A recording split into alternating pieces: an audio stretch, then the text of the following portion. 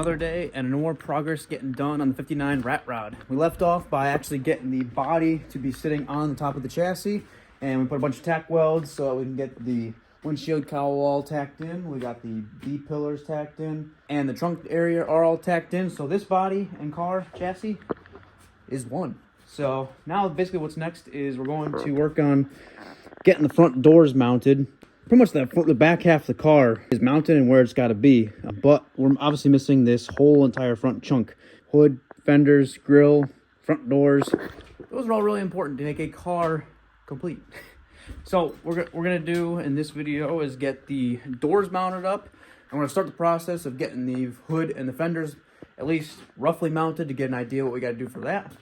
I started by already cutting up the A-pillars.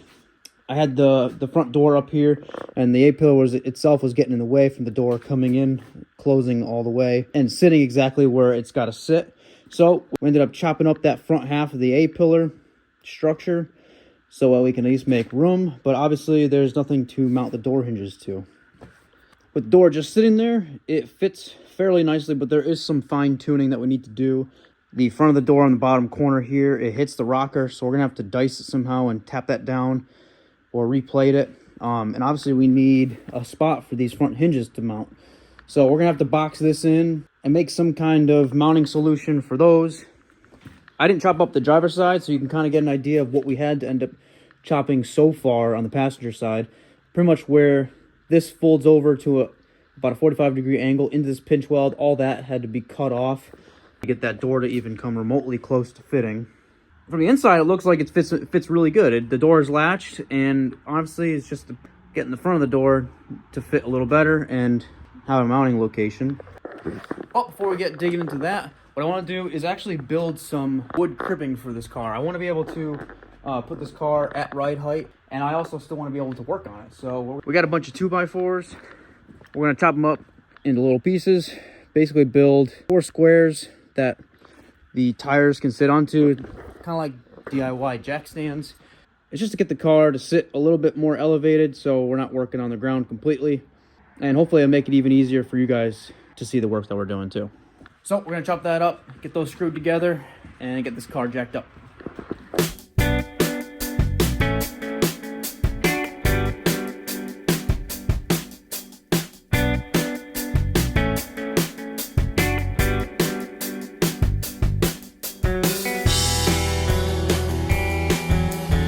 Alright, made these cool boxes so that way the car can be jacked up on its own weight.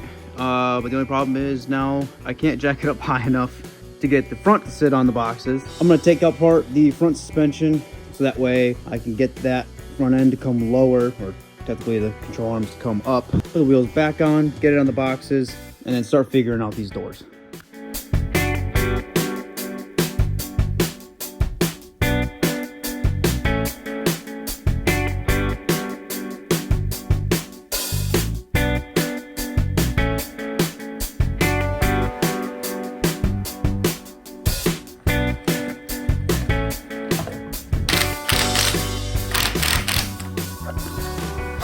Camera away for just a little bit because I had to mentally figure out how we're going to mount these doors. Simply put, we had to dice the rocker and then beat it down a little bit so that way the front of the door could come in and close all the way. The top is all lined up and good. The latch is latched. What I was trying to figure out was how to rebuild this A-pillar while still integrating the mounts for the front doors and also mounting the front fender, because I want to utilize this strip here with the slotted holes.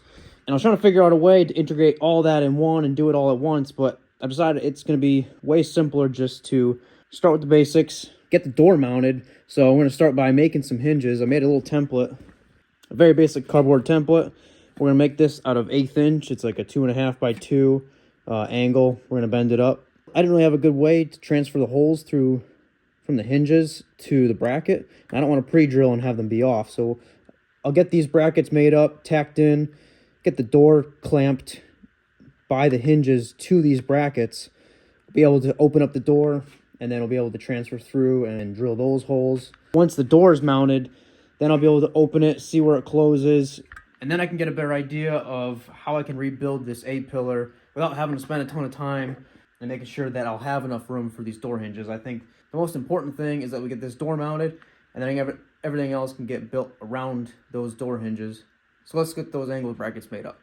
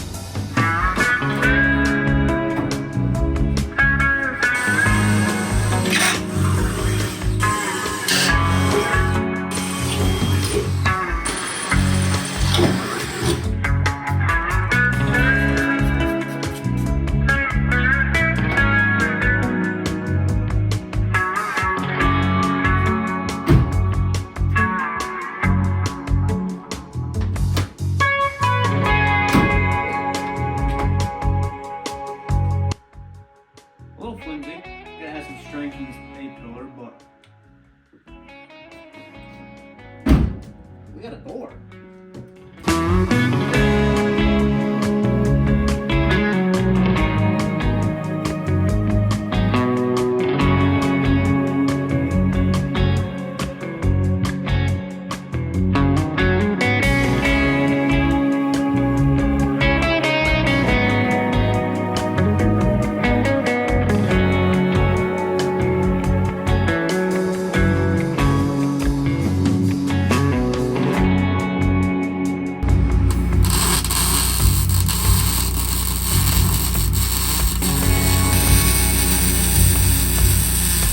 All right, we officially have a front passenger door.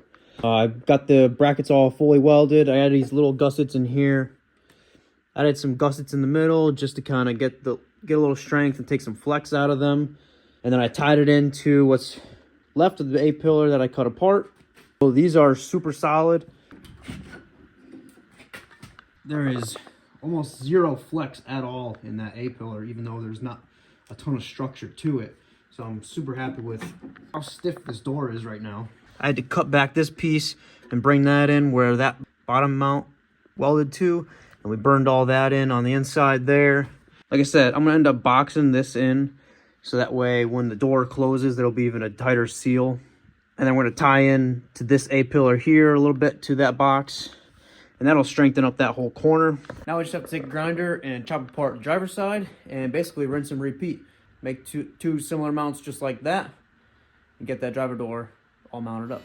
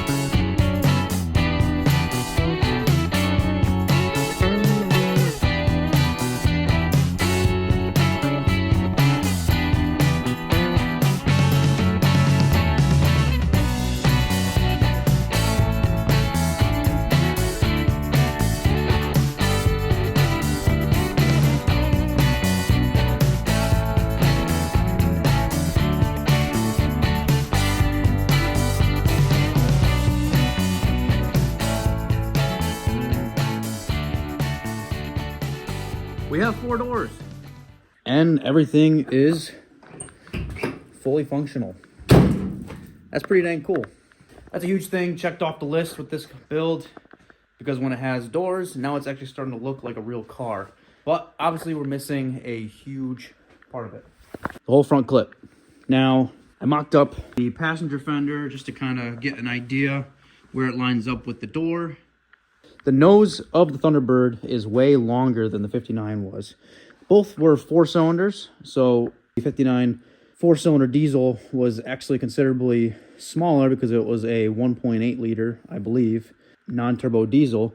It was a lot smaller than the 2.3, but the nose of the Thunderbird is just way longer. The body, the fenders came out way farther, and the nose, kind of like the similar deal of the rear end, where the rear end of the Mercedes body was a lot shorter than the chassis of the Thunderbird body, so we had to chop up, I think it was 9 or 10 inches we had to chop off the back of the frame of the Thunderbird to get the Mercedes body to come down over it. You can see there's about 9 to 10 inches of radiator core support and strut tower support and frame rail that is in the way. So somehow we're going to have to chop up the front core support to get that behind the mounting location for the front fenders. And it's the same deal for the hood. The hood is way stubbier than the Thunderbird one was. So the next order of business is figuring out this whole front nose section.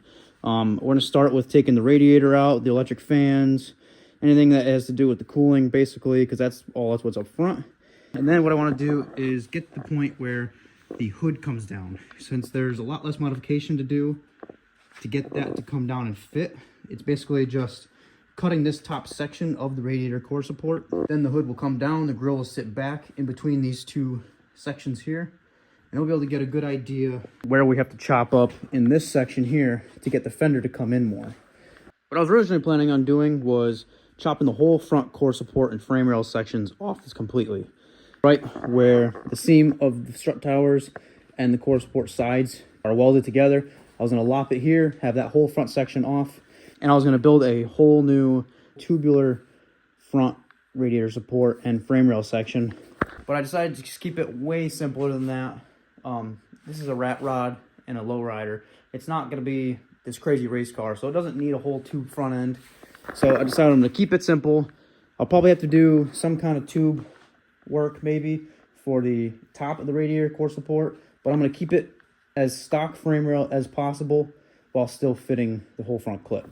So next thing we're going to do is get all that cooling stuff ripped out, which is frustrating because I just filled it with brand new coolant after doing the water pump, but it's neither here nor there. Let's start chopping stuff apart.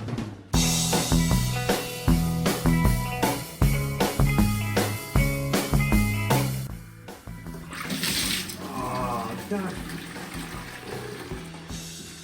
I hate coolant. Floor just dried up from the last time. It happens more often than you think.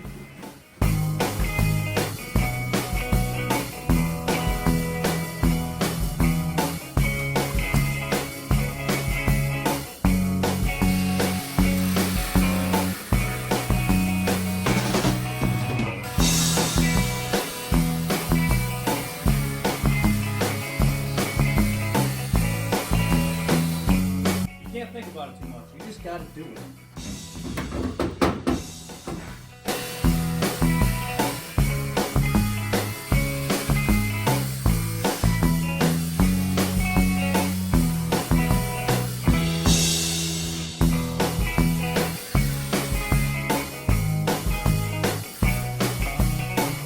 No turning back now.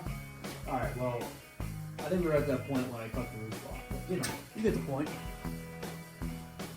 I'll tell you, there's a lot more room to work in here without a big nose sticking out, so that's kind of cool. The car is actually getting shorter as we work.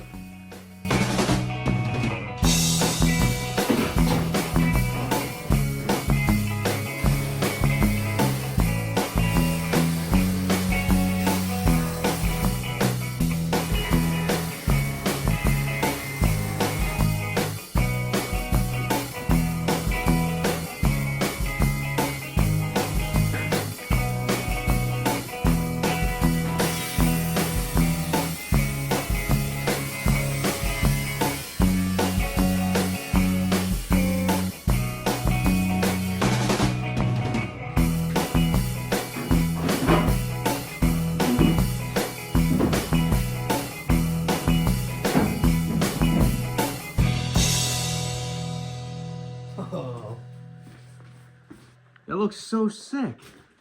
One of my favorite parts about this patina is the way that the water over time just got dispersed by a side marker light on the fender. Over time, it just rusted that way perfectly. That's gonna look so good. Well, obviously, these are just plopped on there. The hood hinges have to be modified so that way the back of the hood can come down more because the cowl of the Thunderbird is holding those up. And I'd love to make the 59 hood hinges work on this somehow. I'm not sure how I'm going to do it because the other option is to do hood pins on all four corners, but I really don't want to do that just because it would be way cleaner without them, but obviously that's still an option. Originally I said I was just going to chop off the top of the radiator support, fit the hood and see what happens, and trim from there, but with the fender just mocked up there, it was way simpler just to lop off the entire thing as one unit and actually save the top and bottom radiator support because it might be able to be chopped up and used to mount a new radiator, which is probably gonna have to be a tall and skinny one to actually fit in there. With the hood on there, there's not a ton of room back there. So what I'm thinking is I'm gonna have to do a skinnier radiator but taller, and then probably have a pusher fan to push the air through the radiator instead of a puller which sits on the backside, and because of space constraints between the hood and the front of the water pump right here. But that just looks so good, especially from this profile. I'm super stoked to see how this thing's turning out. It's really cool to see the Thunderbird portion of it start to disappear under all the 59 body panels and really get a good idea of what one of these cars looks like, all hot rodded out and slammed and whatnot. So super cool.